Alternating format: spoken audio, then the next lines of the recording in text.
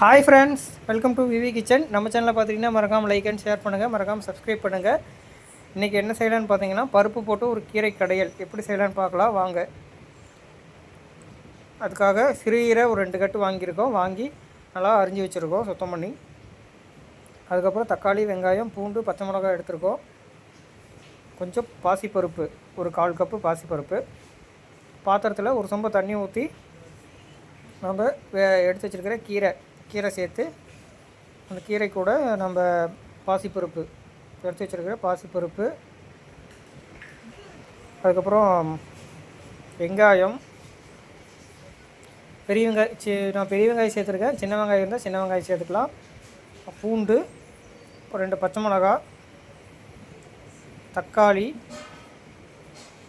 அதுக்கப்புறம் சீரகம் போட்டு நல்லா வேக வைக்கணும். பருப்பு ஒரு 5 நிமிஷம் வேக வச்சா போதும். பாருங்கள், பருப்பும் கீரையும் நல்லா வெந்துருச்சு.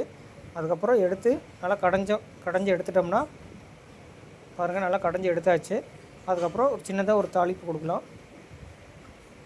பாருங்கள், இது கூட தேவையான உப்பு போட்டுக்குங்க. ஒரு பாத்திரத்தை வச்சு எண்ணெய் ஊற்றி எண்ணெய் காஞ்சதுக்கப்புறம் கடுகு நல்லா பொரிஞ்சதுக்கப்புறம் எடுத்து வச்சுருக்கிற 2 வரமிளகா கிள்ளி வச்சுருக்கோம். வரமிளகா, அதுக்கப்புறம் கருவேப்பிலை போட்டதுக்கப்புறம் பெருங்காயத்தூள் இருந்தால் பெருங்காயம் சேர்த்துக்கலாம். பாருங்கள், தாளித்து எடுத்தோம்னா சுவையான பருப்பு கடையல் ரெடி.